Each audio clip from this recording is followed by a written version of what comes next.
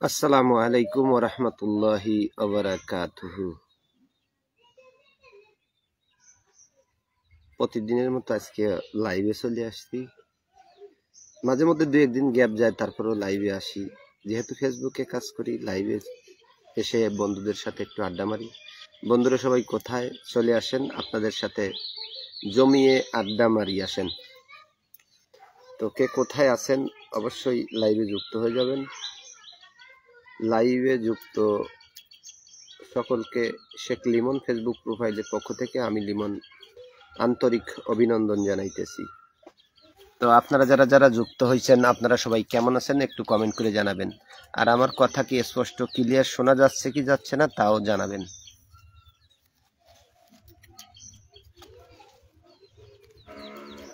আমার কথা কি আপনারা শুনতে পাচ্ছেন? যদি শুনতে পেয়ে থাকেন অবশ্যই একটু কমেন্ট করবেন। আর কে কোথা থেকে যুক্ত হয়েছেন অবশ্যই একটু জানাবেন।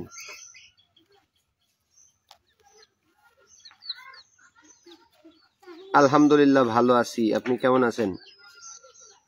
এমডি হোসাইন আলী, আপনি কোত্থেকে যুক্ত হয়েছেন আমার লাইভে একটু কাইন্ডলি কমেন্ট করে জানাবেন। ভাই কেমন আছেন? দর্পণ খান, আলহামদুলিল্লাহ ভাইয়া আমি ভালো আছি, আপনি কেমন আছেন? কোত্থেকে যুক্ত হয়েছেন অবশ্যই জানাবেন। ভাই অনেক দিন হলো আপনার লাইভ দেখি না।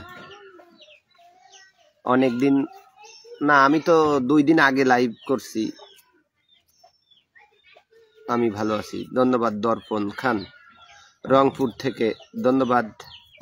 এমডি হোসাইন রংপুর থেকে আমার লাইভে যুক্ত হওয়ার জন্য আপনাকে অসংখ্য অসংখ্য ধন্যবাদ। আমিও ভালো আছি এমডি হোসাইন।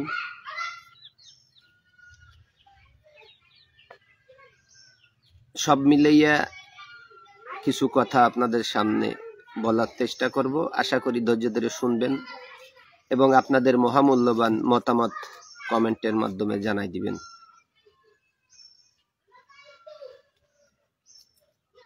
হোসাইন, আমার বাসা হচ্ছে বাগেরহাটে, বাগেরহাট জেলায়। তো কথা হচ্ছে, গত কয়েকদিন ধরে আমি ফেসবুকে কিছু মতামত সংগ্রহ করছিলাম, আপনাদেরকে আপনাদের মহামূল্যবান মতামত দেওয়ার জন্য বলছিলাম। তো আপনারা সবাই আপনাদের মহামূল্যবান মতামত ব্যক্ত করেছেন। এই বিষয়টা হচ্ছে আওয়ামী লীগ সরকারের পতন কেন হলো। তো এগুলো নিয়ে আমি আপনাদের মতামত জানতে চেয়েছিলাম। অনেক জনে মতামত ব্যক্ত করেছে, অধিকাংশ মতামতগুলো আমি দেখছি একই রকমের। সেটা হচ্ছে আওয়ামী লীগ সরকারের পতন কেন হলো। তো তারা তাদের মহামূল্যবান মতামত ব্যক্ত করেছে। কেউ বলেছে পিরোজপুর জেলা থেকে, ধন্যবাদ লিমন ভাই। আমি আসাদ খান, ধন্যবাদ। আজাদ খান, অসংখ্য ধন্যবাদ। তো অধিকাংশ মানুষ তাদের মতামত ব্যক্ত করেছে আওয়ামী লীগের এই ভরাডুবির কারণ হচ্ছে দলীয় নেতাকর্মীদের অবমূল্যায়ন, হাইব্রিড দলের ভিতরে অনুপ্রবেশ করাইয়া আওয়ামী লীগেরা ধ্বংস করে দিছে। মাদারীপুর থেকে, ধন্যবাদ। তো আরো কিছু কিছু লোকে কমেন্ট করে জানাইছে যে আওয়ামী লীগটারে ধ্বংস করছে পরিবারতন্ত্র। এই পরিবারতন্ত্রটা হচ্ছে কেমন আমি আপনাদেরকে এখন আমি বলি, কারণ আপনাদের মহামূল্যবান মতামত এগুলো আমার বলতে হবে, তাই আমি বলতেছি। যেমন শেখ পরিবারের অধিকাংশ লোককে বাংলাদেশের বিভিন্ন গুরুত্বপূর্ণ পদে বসাইছিল। এই গুরুত্বপূর্ণ পদে যাদেরকে বসাইছিল আমি তাদেরকে আপনাদের এক এক করে নাম বলবো। তো যেহেতু আপনারা কমেন্ট করে জানতে চাইছেন, আপনারা মতামত দিচ্ছেন, তাই আপনাদের মতামতের উপরে ভিত্তি করে আমি কথাগুলো বলতেছি।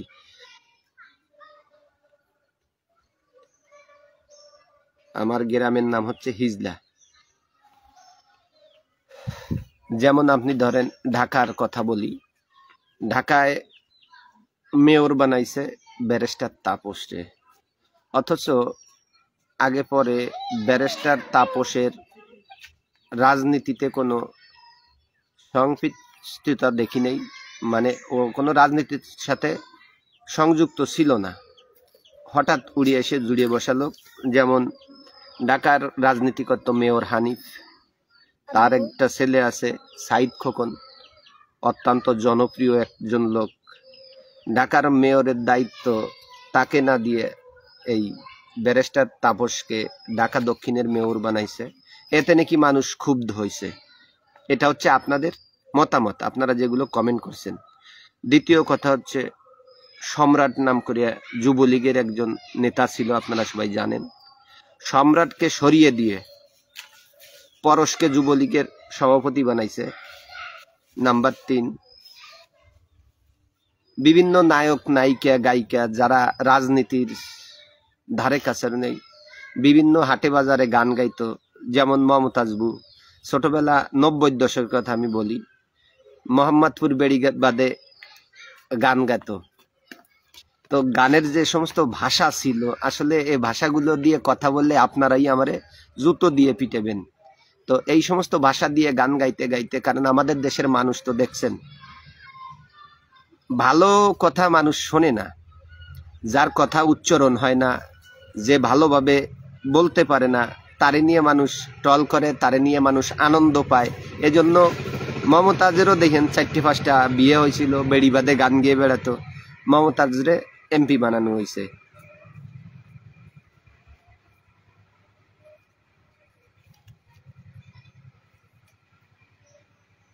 রফিকুল ইসলাম, আওয়ামী লীগকে আমি ভুলি নাই, কারণ আমি ভিডিও বানাইলে আপনারা দেখেনও না, লাইকও করেন না, কমেন্টও করেন না। আপনারা আমারে যে কমেন্টে মানুষ গালিগালাজ করে, এগুলো শুনতে আসলে আপনাদের ভালো লাগে, কিন্তু একটা গালির প্রতিবাদও দিতে পারেন না। তো আপনাদের কই আমি কান্দি আমার মান নেগে, মা কান্দে মান নাঙ্গের নেগে, এই কথাটা হলো এমন হয়েছে। আমি আওয়ামী লীগ নয় এক ভিডিও বানাইতে যাইয়া জেল মেল খাটিয়া বিধি কিস্তি হুমকি দামকি খাই, কিন্তু আপনারা কেউ খোঁজ খবর রাখেন না। আওয়ামী লীগের পতনটা তো এইভাবেই হয়েছে রে ভাই। তারপরে আপনি দেখেন গাজীপুরের জাহাঙ্গীর আলম, অত্যন্ত জনপ্রিয় একজন লোক, সে গাজীপুরের মেয়র নির্বাচিত হওয়ার পরে তার বিরুদ্ধে মিথ্যা দুর্নীতির মামলা টামলা দিয়ে তারে হয়রানি করার পরে কি একটা নান্ডিবাসটি, সেই এই 5 তারিখের পরে দেখছি আন্দোলনের সময় জাহাঙ্গীর আলমের বডিগার্ড নিহত হয়েছে, জাহাঙ্গীর আলমের মাথা টাথা ফাটিয়ে গেছিল। তো অন্য কোনো মানুষ কিন্তু তখন আমি রাস্তায় দেখি নেই। যেমন দেন আমাদের গোপালগঞ্জে 5 তারিখের পরে কথা বলছে কিনা আজম ভাই। গোপালগঞ্জে বড় বড় মাথাওয়ালা বেরেনালা রাজনীতিবিদ ছিল, তাদেরকে গোপালগঞ্জের মেয়রের দায়িত্ব না দিয়ে এই শেখ পরিবারের নাম হচ্ছে রাকিব, যিনি হচ্ছে থার্ড জেন্ডার মানে হিজড়িয়া, এই হিজড়িয়ারে নিয়ে গোপালগঞ্জ পৌরসভার মেয়র বানালো, টুঙ্গিপাড়া মেয়র বানালো শেখ তোজাম্মেল হক টুটুল, যার কোনো জনপ্রিয়তা নাই, যে 10টা ভোটের মালিক নেয়। এই যে সব জায়গায় আওয়ামী লীগের যারা জনদরদি জনসমর্থন আছে, তাদেরকে অবমূল্যায়ন করে সারা বাংলাদেশে নমিনেশন বাণিজ্য করিয়া এই সাধারণ মানুষের হৃদয় ভেঙে চুরমার করে দিয়েছে। তো এই সাধারণ মানুষ এতে আসলে ক্ষিপ্ত হইয়া, যে যেখানে জনপ্রতিনিধি হবে, যাকে আমরা পছন্দ করি, যাকে এলাকার মানুষ পছন্দ করে, সেই পছন্দের ব্যক্তিকে না দিয়ে সুদখোর, দুর্নীতিবাজ, ভূমিদস্যু, চোরা কারবারি, এদেরকে নমিনেশন দিয়ে চেয়ারম্যান, উপজেলা চেয়ারম্যান, মেয়র, এমপি এ সমস্ত বানানোর কারণে এরা হচ্ছে জনবিচ্ছিন্ন লোক। এরা ক্ষমতা পাইয়া জনগণের উপরে জুলুম নির্যাতন করছে এই আওয়ামী লীগের উপরে। এই আওয়ামী লীগের অরিজিনাল যারা নেতা এবং কর্মী, এদেরকে বিতাড়িত করে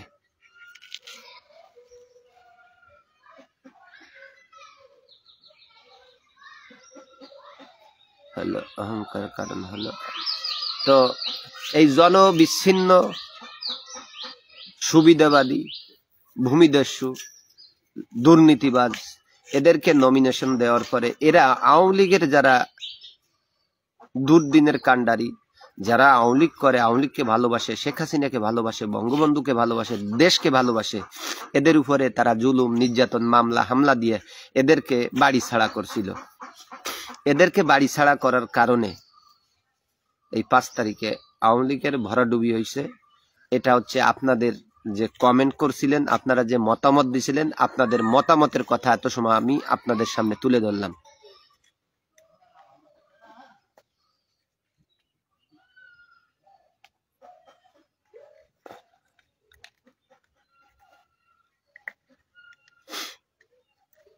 ইসরাফিল, কি অবস্থা? আমি ওমান থেকে বলছি, কবির আহমেদ ভুইয়া, আপনি অনেক সুন্দর কথা বলছেন। ওকে ভাইয়া, ধন্যবাদ কবির ভাইয়া। তো এই যে কারণগুলো, আপনি একটা জিনিস দেন, মূলত শেখ হাসিনার কোনো দোষ নাই, আমি তার দোষ দেখি না, কারণ সে ব্যর্থ হয়েছে তার পরিবারের কারণে। কাদের, যাকে আপনারা ইতিমধ্যে কাউয়া কাদের আখ্যায়িত করেছেন, তাকে বড় ভুল ছিল তাকে দলের সেক্রেটারি বানানো। দক্ষিণ বাংলায় যেমন শেখ পরিবার, আমাদের বাগেরহাট 1 আসনে শেখ হেলাল উদ্দিন, বাগেরহাট 2 আসনে শেখ তন্ময়।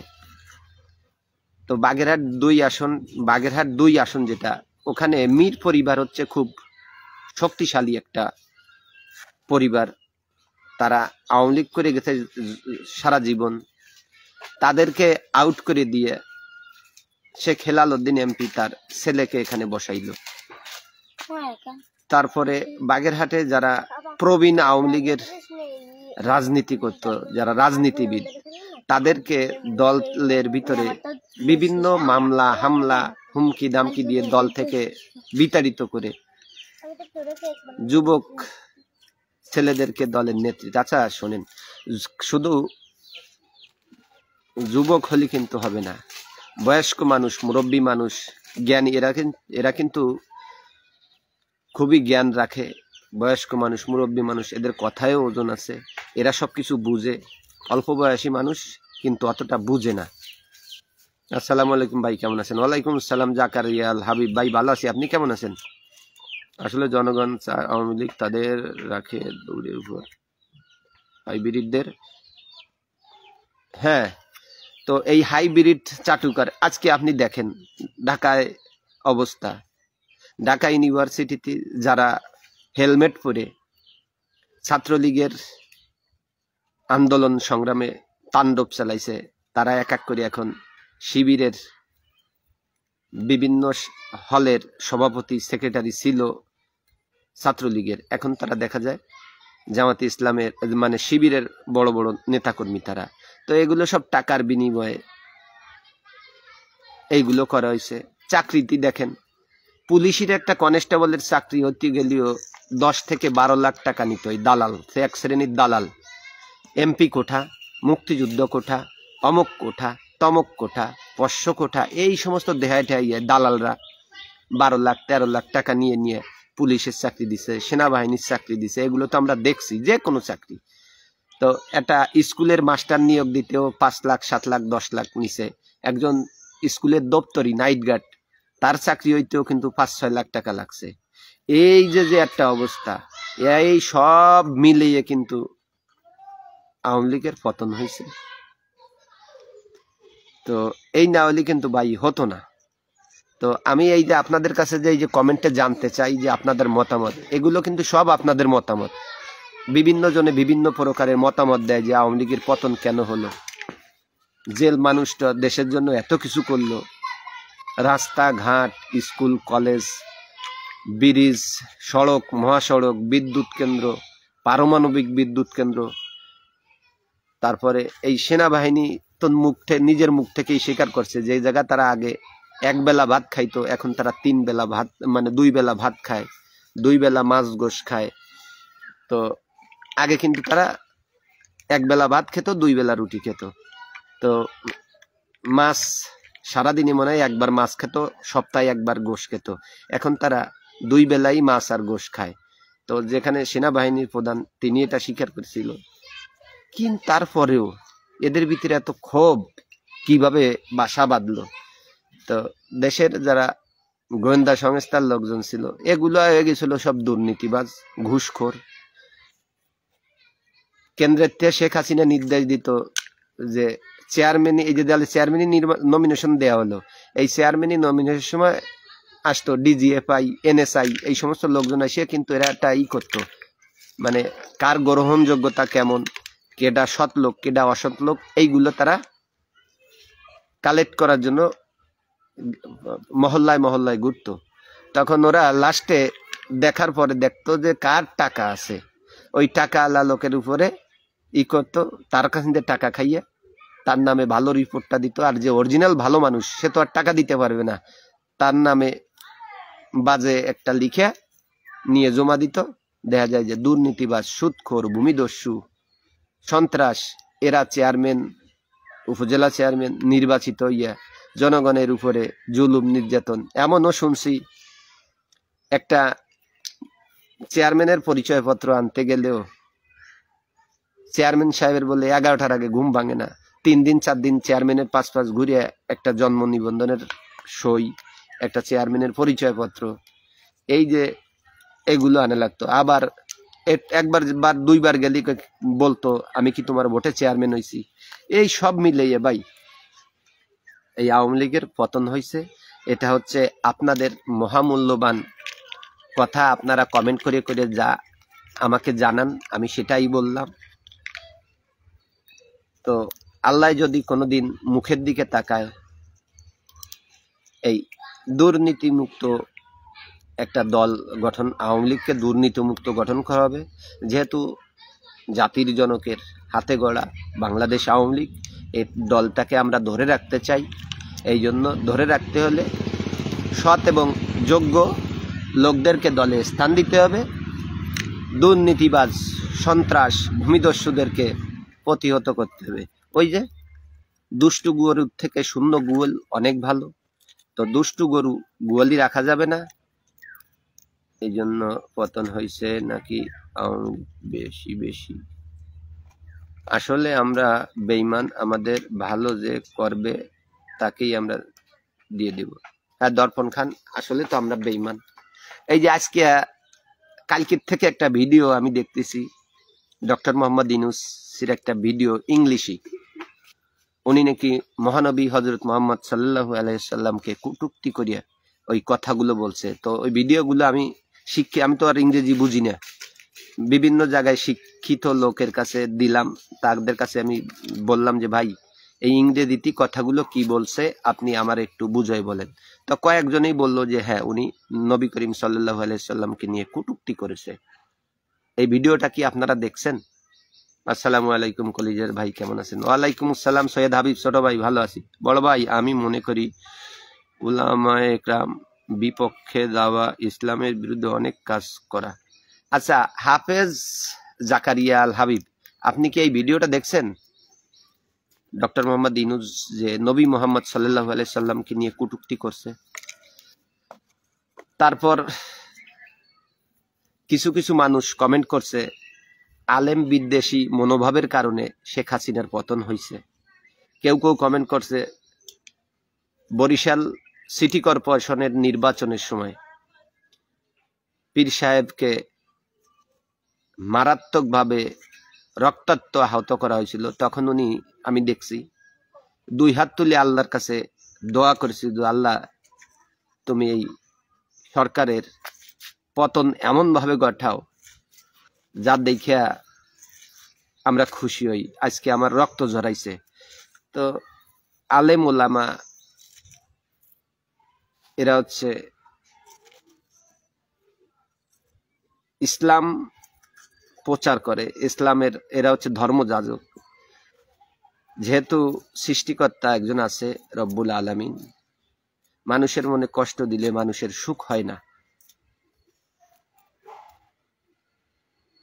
কেমন করেন এখন নেতারা দালাল ও চাটুকার দেশের পাশে আছে? কেমন? দর্পণ খান ভাই আপনার কথা আমি বুঝতে পারি না, একটু কাইন্ডলি ভালো ভাই আবার আরেকবার লেখেন।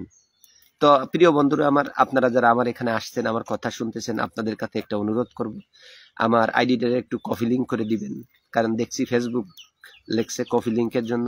কারণ যেহেতু আমি আওয়ামী লীগ করি, আমার অনেক কথায় মানুষ, বিরোধী দল যারা আছে এদের রাগ হয়, এরা অনেক সময় রিপোর্ট করে, তো আইডি ফ্রিজ হয়ে গেছে। তো আশা করি আপনারা একটু কপি লিঙ্ক করে দিবেন, এই প্রত্যাশা সকলের কাছে করছি।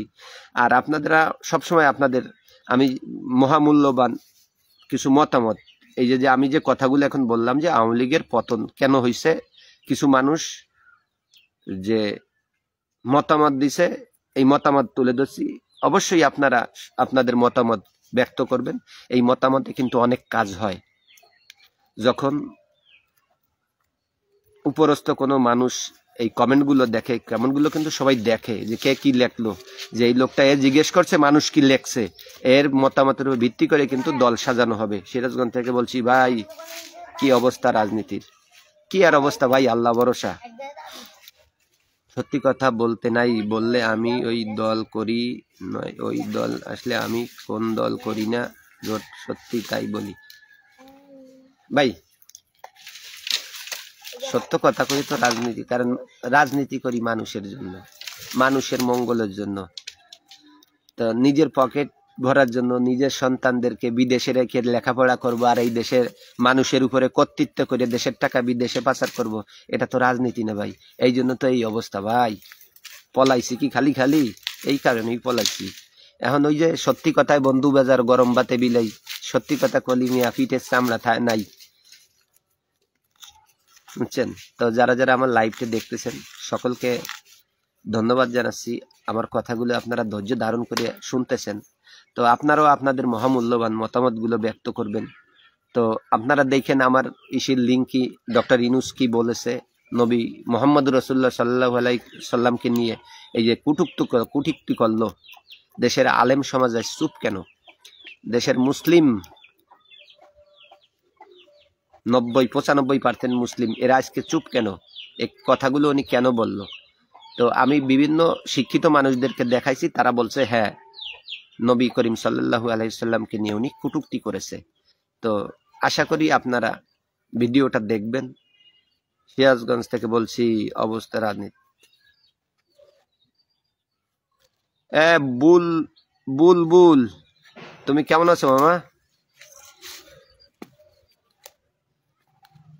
যাই হোক, যারা যারা লাইভে যুক্ত হয়েছেন, আপনারা আপনাদের সুন্দর সুন্দর মতামত ব্যক্ত করবেন। আর আপনারা আমার কলিজার টুকরা ভাই ও বোনেরা, কেউ বাতিজা, কেউ ভাগ্নে, কতজন আছে আমার আপনজন আপনারা। কারণ যেহেতু আপনারা আমার কথা শুনেন, আপনারা কিন্তু অত্যন্ত আপন, আপনাদের স্থান আমার বুকে। তো আমার আইডিটা একটু কপি লিঙ্ক করে দিবেন সবাই, এই প্রত্যাশা সকলের কাছে করছি। আর এবং আপনাদের মূল্যবান মতামত কমেন্টে দিয়ে আপনাদের সাথে যাতে কিছু সময় আলোচনা করতে পারি, এরকম কিছু কমেন্ট আপনারা আশা করি লিখবেন। সেই কমেন্টের সূত্র ধরে আপনাদের সঙ্গে কথা বলবো।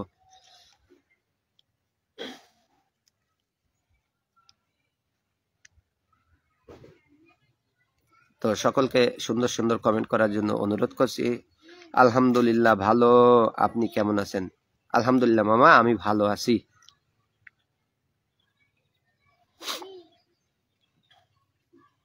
কারণ এই সত্যি কথা কয়ে রাজনীতি করে ভাই, আপনারা, আমি আওয়ামী লীগের একটা কুপন পর্যন্ত পাইনি। জননেত্রী শেখ হাসিনা কত উপহার দিছে, এই করোনার সময় দেন 2500 টাকা করে প্রণোদনা দিছিল ভাই। যে সমস্ত নেতারা, এমনও নেতা আছে তার ফ্যামিলির 40 জনের নাম দিয়ে সেই টাকাগুলো মারি খাইছে। তেল, এই আমাকে বাড়ির দ্বারেও আছে একজন, এই যে সরকারি যে জনগণকে দেওয়ার জন্য শেখ হাসিনা দিছিল, তেলগুলো সব বক্স কাটের ভিতরে, ফলসাদের ভিতরে নিয়ে রাখছিল। চাউলগুলো লাস্ট পর্যন্ত খাইতে না পারিয়া পুকুরের ভিতরে ফেলাই দিয়ে পচাই ফেলাইছে, জনগণকে দেয় নাই। এই সমস্ত ভরামারা লুটপাটকারীদের কারণেই আমাদের পতন হয়েছে ভাই। দর্পণ খান, আসলে ভাই এনে কারে কব, এই যে এই ব্যক্তি ইসলাম নিয়ে মানে নবীকে নিয়ে কটূক্তি করার কারণে কোনো একটা প্রতিবাদ নাই, কেউ কথা কয় না, আর অথচ কয় ভাই এগুলো আসলে মূলত ধর্ম ব্যবসায়ী, ক্ষমতার লোভ, ক্ষমতায় যাবে, ক্ষমতায় যেতে হলে যা যা করতে হয় এরা সব করতে পারে। তাই আমি চাঁদপুর জেলা হাজীগঞ্জ উপজেলা বড়কুল গ্রাম থেকে দেখছি। আপনি কেমন আছেন ভাইজান? আমার নাম বলেন, খুশি হব। মোস্তফা কামাল, ধন্যবাদ, ধন্যবাদ মোস্তফা কামাল ভাই। আমার মোস্তফা কামাল ভাই চাঁদপুর থেকে লাইভে যুক্ত হয়েছে। আমার লাইভে আসার জন্য ভাইজান আপনাকে অসংখ্য অসংখ্য ধন্যবাদ।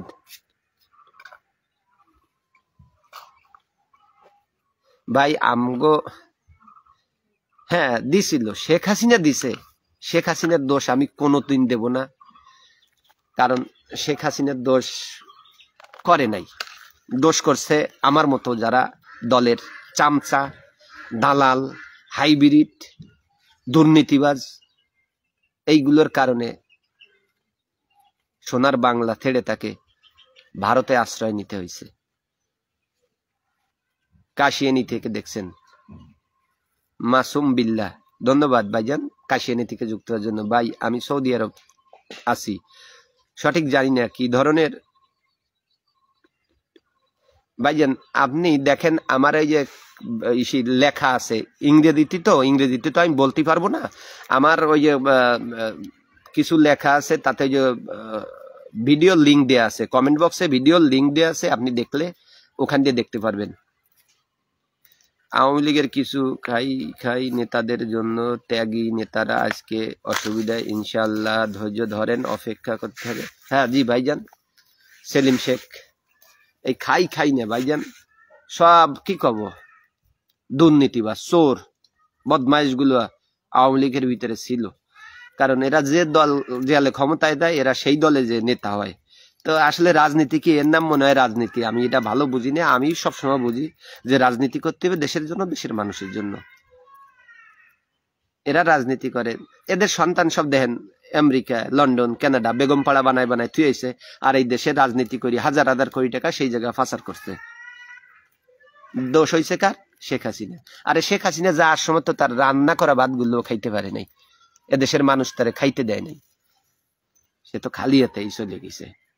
সে আইছিল দেশের মানুষের কল্যাণ করার জন্য, দেশের মানুষের সুখ দুঃখে পাশে দাঁড়ানোর জন্য। অসহায় মানুষগুলো বৃষ্টি আসলে রাত্রে ঘুম পড়তে পারে না, ঘর দিয়ে পানি পড়ে, থাকার জায়গা নেই, মাথা গোজার ঠাই নেই, তাদেরকে কত সুন্দর সুন্দর ঘর বানায় দিছিল। বয়স্ক মানুষ ইনকাম করতে পারে না, কি আপনারা কি দেন? আপনার আব্বার হাতে 10 টাকা দিয়ে কন যে আব্বা যান দোকানের দ্বারে চা খেয়ে আসেন, বয়স্ক মানুষ, মুরব্বী মানুষ, তা তো আর দেন না। ওই লোকটা কি করছিল এই মানুষগুলোর কথা চিন্তা করিয়া?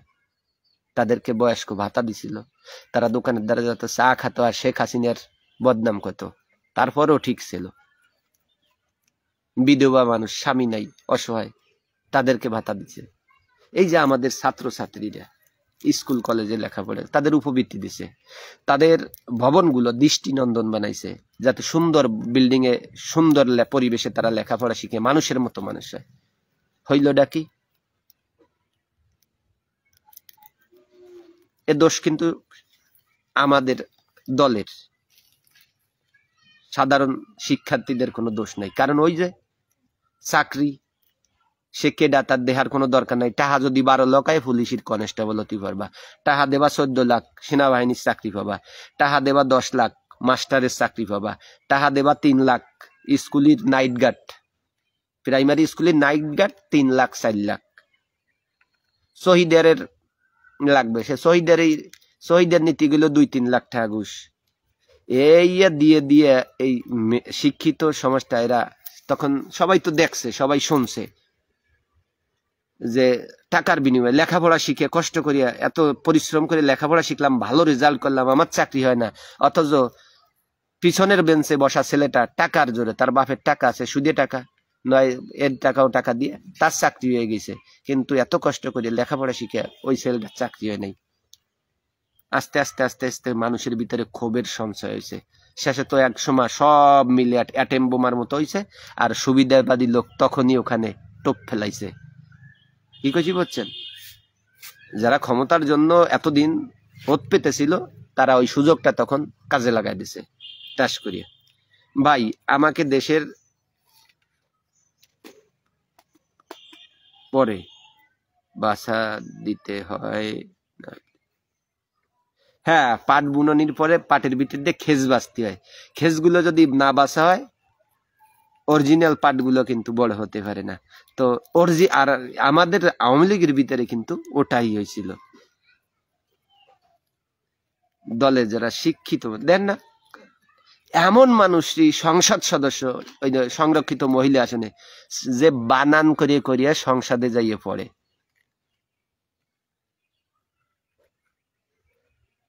না ভাই, এটা আসলে ভুল ছিল, কিন্তু বারবার কর ফরস, কারণ সব জায়গায় আগাইতে টপ টু বটম পর্যন্ত। আরে একটা চেয়ারম্যানের কাছে নমিনেশনের জন্য 70 লাখ 1 কোটি এই টাকা দিয়ে একজন ইউনিয়নের চেয়ারম্যান হয়েছে। চেয়ারম্যানে কি সে যে 70 লাখ 1 কোটি টাকা দিয়ে যে নমিনেশন পেয়ে চেয়ারম্যান হয়েছে তার সেটা উঠানো লাগবে না?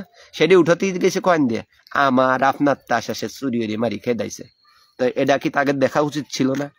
দলের হাইকমান্ডের কি এটা দায়িত্ব ছিল না যে কি হচ্ছে দেশে? কারণ ভাই দীর্ঘদিন ক্ষমতায় যদি থাকতে হয় তার প্রথম কাজ হচ্ছে জনগণের মন জোগায় কাজ করতে হবে। আপনি থাকেন, আপনি 100 বছর ক্ষমতায় থাকেন, সমস্যা নাই, কিন্তু জনগণ খেপানো যাবে না। এই জনগণ খেপলি দেখছেন, এই যে কালকে দেখলাম সিরিয়ার প্রেসিডেন্ট বাশার আল আসাদ, উনি 24 বছর ক্ষমতায় ছিল, এর আগে ওনার বাপ ছিল, কালকে সে দেশ ছাড়িয়েও পলান লাগছে। তো গঠন হয়েছে কি, হ্যাঁ আপনি ক্ষমতায় থাকেন, আমি তো আর প্রধানমন্ত্রী হতে পারবো না, আমি এমপি হতে পারবো না, কিন্তু আপনারা হইয়া জনগণের কাজ করেন, জনগণের জন্য কিছু করেন, জনগণ যাতে শান্তিতে থাকে, জনগণ যাতে ভালো থাকে, সেই হিসেবে আপনি কাজ করেন। আর কাজ করার পরে আপনি প্রধানমন্ত্রী হন, তাতে আমার কি? কিন্তু আপনি জনগণের মূল্যায়ন করবেন না। আপনি যাদেরকে প্রতিনিধি বানাইছে সেটা কি চোর না ডাকাত না বদমাইশ, কারে আপনি জনগণের প্রতিনিধি বানাচ্ছেন সেটা দেখবেন না।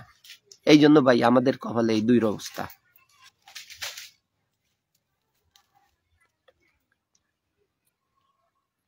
আচ্ছা, এই চাটুকাররা ভাই, দর্পণ খান আওয়ামী লীগ টাকা খাই নাই মানলাম, কিন্তু এই চাটুকার দলের ভিতরে ঢুকাইছিল কারা? এর জবটা দেন ভাই। যুবদল ভাই কলকাতা দখল করবে, তোমরা ওখানে বসে বসে ললিপপ খাও, আমরা যে তোমাকে কলকাতা দখল করে নেবো, পাল্লি ঠেকাও। তোমরা কলকাতায় বসে বসে ললিপপ খাবা, তোমরা গম পড়ে থাকবা, আমরা কলকাতা দখল করিয়া কলকাতার প্রধানমন্ত্রী হবো, আমি মুখ্যমন্ত্রী। কেমন হবে ভাই? আমরা কলকাতা দখল করতে গেলি তোমরা কি বসে বসে ললিপপ খাবা? আমার কথার উত্তর দাও দাদা, খোকন দাদা। আমরা যদি কলকাতা দখল করতে যাই, তোমরা কি নাকে সর্ষের তেল দিয়ে ঘুমাবা না ললিপপ খাওয়া না প্রতিহত করবা? একটু বলো। আমি সাধারণ কর্মী, আমি আওয়ামী লীগের দিয়ে কোনো ইনকাম করি নাই, অথচ 6 তারিখ আমার বাড়ি ভাঙচুর হয়েছে, আমার অপরাধ আওয়ামী লীগ করে। হ্যাঁ ভাই, আপনার মতো অবস্থা আমার, কারণ আমাদের একটাই দোষ, আমরা আওয়ামী লীগ কেন করছি। আর যারা লুটপাট করে খাইছিল, চুরি চুট্টামি, তারা কিন্তু চুপ করে ভাই, তারা কিন্তু কোনো কথাও কয় না, কিছু না, তাদের ফেসবুকে কোনো নাম নাই। আর অমুক তখন কি কত, ওরে ভাই অমুক ভাইয়ের ব্যান গাট, অমুক নেতা ভাই, তার চেয়ারম্যানই দেখতে চাই।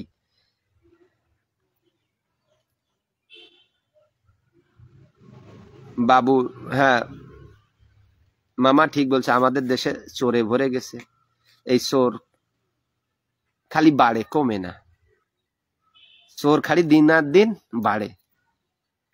দাদা, বাঙালি জাতির পিতা বঙ্গবন্ধু সব মূর্তি ভেঙে দিল, কিন্তু কলকাতা শিয়ালদা স্টেশনে ইন্দিরা মুজিব মূর্তি আজও আছে, চিরদিন থাকবে। ধন্যবাদ দাদা। ওটা থাকে, এটা মূর্তি ভেঙে ফেলাইছে, কিন্তু মানুষের মন থেকে বঙ্গবন্ধুকে মুছে ফেলানো যাবে না। তার যে অবদান দেশের প্রতি, এগুলো ভোলার না, এগুলো ভুলতেও পারবো না। কারণ শোনেন, আবার তুমি কি কবা, তুমি কি কবা? ঝালমুড়ি কোয়ানে আচ্ছা দাও, ওই যে তোমার আমার প্যান্টের পকেটে কয়েক টাকা আছে, নিয়ে যাও। নাও 20 টাকা নাও, 2 বোনই খাবা। আগে যারা প্রতিবাদ করত, এখন কথা বলারও কায়দা নাই, আর সব টেলিভিশন গুলো এখন বিটিভি হয়ে গেছে। হ্যাঁ, আমাদের দেশের বিটিভিতেও খারাপ হয়েছে। দর্পণ খান, আপনি যে বলেন আওয়ামী লীগের নেতারা টাকা খায় নাই, কারা খাইছে বলেন, চাটুকার কারা একটু বলবেন? দর্পণ খান, বুলবুল শেখ তোমার কাছে প্রশ্ন করছে, তুমি আশা করি উত্তর দিবা। তন্ময়, স্পোর্টিং ক্লাব জরুরি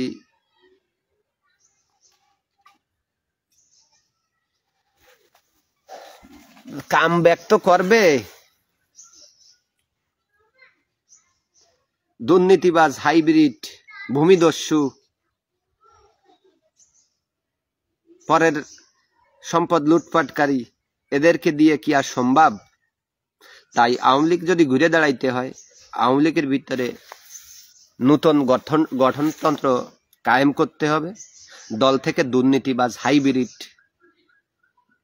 যতগুলো আছে এদেরকে ধরিয়ে বাইর করতে হবে। সঠিক নেতৃত্ব দানকারী নেতাকে নেতৃত্ব স্থানে বসাতে হবে। চোর বাটপারদেরকে দূরে ঠেলে দিতে হবে। তাহলে যদি ঘুরে দাঁড়ানো সম্ভব হয়, নয়তো না। যারা এই সময় টাকা খাইছে, এখন তারা খায়, তারা সময় তেলবাজি করে চলে, ভবিষ্যতেও তেলবাজি করে চলবে। হ্যাঁ, এই তেলবাজরা ভাই সবসময় বড় নেতা হয়, যা দেখলাম।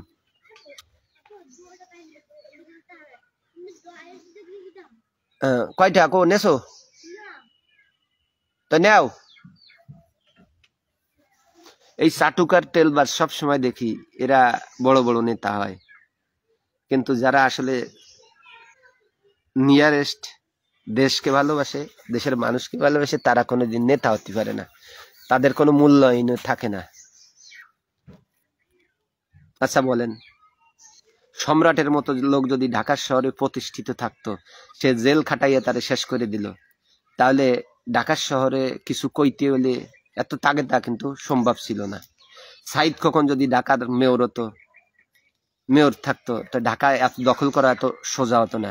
তারপরে আপনি দেন উত্তরের মেয়র আতিক, একজন ব্যবসায়ী মানুষ, তারে চিনতাম না, জানতাম না, হঠাৎ সে আওয়ামী লীগের বড় নেতা, টাকার গরমে। যাও তোমার বন্ডিরি দিও, তার মেয়েরে কি হলো, হিট অফিসার।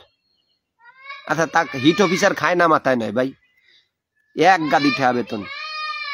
ঢাকার ওয়াসার এমডি তাসকিনে খান আমেরিকা থাকে, অথচ এই জায়গায় লক্ষ লক্ষ টাকা, 12 লাখ না কত লাখ টাকা বলে তার বেতন ছিল, বসায় রাখছে। এত দেখছি বিভিন্ন টেলিভিশনে তার বিরুদ্ধে প্রতিবেদন ছাপা হয়েছে, কিন্তু ওই যে কি নাইয়ের মা, সেই বুড়ো বিটি, কোনো ফায়দা হয় নাই। আব্দুস সোবান গোলাপ দেশের টাকা চুরি করে নিয়ে কানাডায় বেগমপাড়া বানাইছে, ব্যারিস্টার শাহেদুল হক সুমন তার নামে মামলা করছে। যেমন সালাম মুর্শিদি সরকারি সম্পত্তি দখল করে নিজের দখলে নিচে, সালাম মুর্শিদি নামে ব্যারিস্টার সুমন মামলা করছে। তো এই সমস্ত যে সমস্ত দুর্নীতিবাজ গুলো ছিল, কিন্তু দুর্নীতিবাজ গুলো যখন ধরা শুরু হলো, তখনই কি শেখ হাসিনার পতন শুরু হলো। ছাগল কাণ্ড দিয়ে শুরু। ছাগল কাণ্ডের মতিয়ার সরকারি একজন বড় আমলা, তার ছেলে 12 লক্ষ টাকা দিয়ে ছাগল কেনে। এ টাকা কি শেখ হাসিনা সরকার বারবার দরকার? হ্যাঁ, শেখ হাসিনা সরকার বারবার দরকার, এরা 100 বার বলেন, 1000 বার বলেন। তেলবাজ এখনো আছে তো, হ্যাঁ, তারা তো বহুত তাবিয়েতে এখনো ঘুরে বেড়াইতেছে, তেলবাজ না। এরা অন্য দলের সাথে টাকা দিয়ে তাদের সাথে লিয়াজু করে থাকে। কারণ এই দেখেন, এই দলের আমি 5 তারিখের পর থেকে একমাত্র আমি ফেসবুকে ভিডিও বানাইয়ে প্রতিবাদ করছি। আমার দেখা দেখি কিছু মানুষ করছে, কিন্তু এখন পর্যন্ত একটা মানুষ দেখলাম না, তাতে আমার এখানে একটা লাইক কমেন্ট পর্যন্ত করতে সাহস পায় না। এত বড় আওয়ামী লীগের, ওরে বাবা, তখন আওয়ামী লীগের নেতা কর্মীর ঠেলায় রাস্তায় হাঁটা যায় না, এখন কেউই দেই না।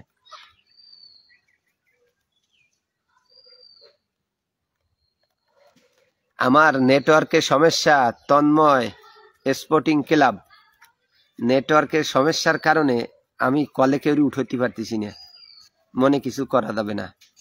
তো আমি এখন বের হয়ে যাওয়ার সময় হয়ে গেছে, সন্ধ্যা ঘনিয়ে আসতে। তো এই অল্প আর 2-4 মিনিট আছি, বেরিয়ে যাব। তো আপনারা যারা আপনাদের মহামূল্যবান সময়টা নষ্ট করে আমার লাইভে যুক্ত ছিলেন, সকলের প্রতি মুজিবীয় শুভেচ্ছা। আপনারা সবাই আমার জন্য দোয়া করেন, আর দেশের জন্য দোয়া করবেন, দেশের মানুষের জন্য দোয়া করবেন। দেশ ভালো থাকলে আমরা সবাই ভালো থাকবো। আমিও করি ভাই, ধন্যবাদ ভাইয়া। আমার ভিডিও করছি, আমরা মিছিল করছি 5 তারিখ পরে, প্রমাণ আছে।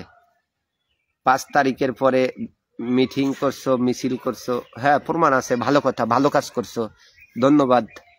তো তোমার আইডিতে তো আর সেই আগের মতো ভিডিও টিডিও আসে না, কাহিনী কি বড় ভাই? বড় ভাই আসসালামু আলাইকুম, অনেক মূল্যবান কথা বলেছেন, অসংখ্য ধন্যবাদ আপনাকে। জয় বাংলা, জয় বঙ্গবন্ধু। অসংখ্য ধন্যবাদ আপনাকেও। জয় বাংলা, জয় বঙ্গবন্ধু।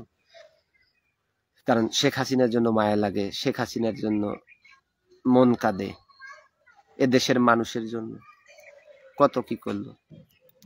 দুপুরবেলা খাবে, ভাত রান্না করছিল, খাবারগুলো তার জুটলো না। এই জাতির জন্য এত কিছু করার পরে এই জাতি তার প্রতিদান এভাবে দিছে। যাই হোক, সেলিম শেখ ভাইয়া, আমার বাড়ি টুঙ্গিপাড়া। যারা দেখি আওয়ামী লীগের নেতাদের সঙ্গে সভা সমাবেশে সামনে সারিতে বসেছিল, তারা আজ মির্জাফর। হ্যাঁ, এটাই তো স্বাভাবিক, এটাই স্বাভাবিক। কারণ যারা দেখছি শেখ হাসিনা টুঙ্গিপাড়ায় আসলি বুকের উপরে পাশ কাঠ ঝুলইয়া জয় বাংলা স্লোগান দিত, তাদের গলায় এখন ভিন্ন সুরে স্লোগান দেখলাম। নিজে দাঁড়ায় দাঁড়ায় দেখছি সে সমস্ত মানুষকে। আসসালামু আলাইকুম লিমন ভাই। ওয়ালাইকুম আসসালাম রহমতুল্লাহি ওয়া বারাকাতুহু। এমডি আনিস ভাই, কেমন আছেন আপনি? পাঁচাটা নেতারা সব বুঝলেন মামা? হ্যাঁ, সব তো পাঁচাটা নেতা, যে যা যত পাঁচাটটি পারে। কারণ অশিক্ষিত, মূর্খ। একটা জিনিস, লেখাপড়া শিখলে কিন্তু জ্ঞানী হওয়া যায় না, আর জ্ঞান থাকলে কিন্তু সে লেখাপড়া জানে না।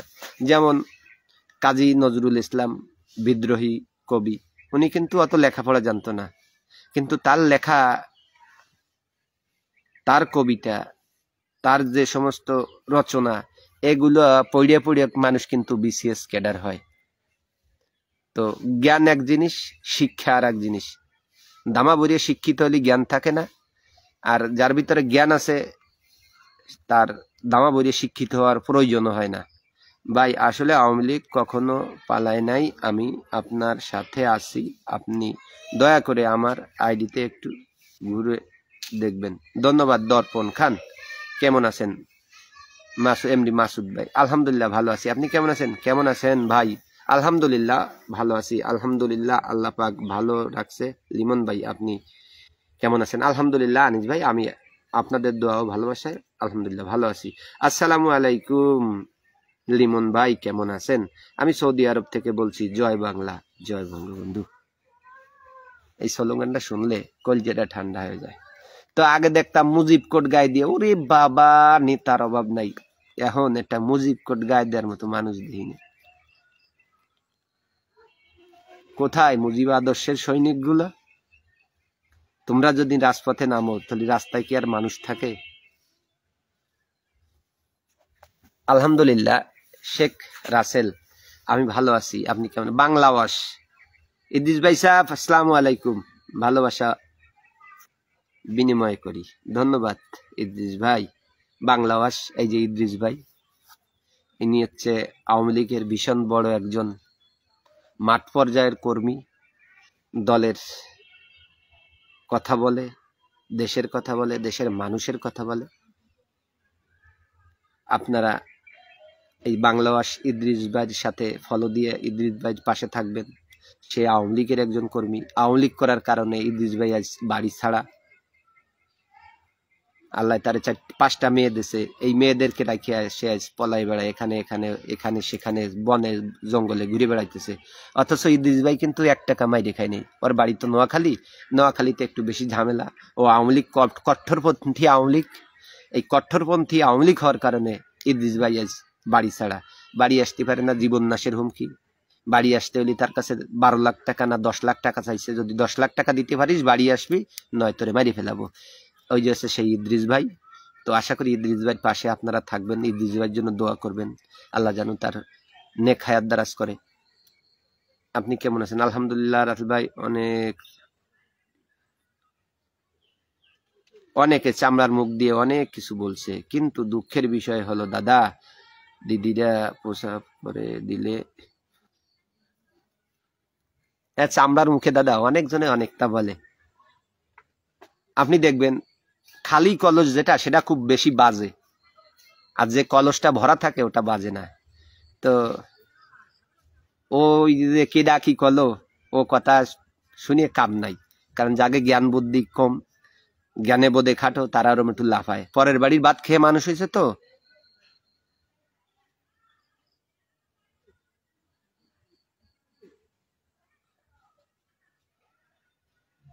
আমি তো সবসময় কথা বলি, চলো কখন যাবা, চলো আমি রাস্তায় আছি। কি অবস্থা ভাই, কেমন আছেন? সুকুমার পাল, দাদা আমি ভালো আছি, আপনি কেমন আছেন? দর্পণ খান, আওয়ামী লীগ করার কারণে টাকা পয়সা কামাই নাই, কিন্তু এই শীতের রাতে বাড়ি ঘুমাইতে পারি না। ওই যে আপনি যে নেতার নেতৃত্বে দলদারি করছেন, আপনার নেতা আপনার এলাকার চেয়ারম্যান বানাইছে দুর্নীতিবাজ, উপজেলার চেয়ারম্যান বানাইছে দুর্নীতিবাজ, ভূমিদস্যু। এরা মানুষের সাথে খারাপ ব্যবহার করছে, এই জন্য সেই পাপের বাগিদার তো ভাই আপনার আমার নিতে হবে, এটা মাপ নাই। কারণ ওই যে কয় না, 1 ঘর পাপ করে 10 ঘর পড়ে। পাপ একজন করলে ভাই খেসারত কিন্তু 10 জনের দিতে হয়। তারা তো পাপ করিয়ে সেরে গেছে ভাই, আমরা তো আর যাইতে পারি না, আমাদের তো এলাকায় থাকতে হবে। কারণ আমাদের তো একটা সাহস ছিল, আমরা দুর্নীতি করি না, মারামারি করি না, কার সাথে ঝগড়া বিবাদ করি না। কিন্তু ওই যে সন্ন্যাসী চন্না বকসায় গোটায় ট্যাক লাগা নিয়েছে আওয়ামী লীগ, যাবেন কোয়ানে।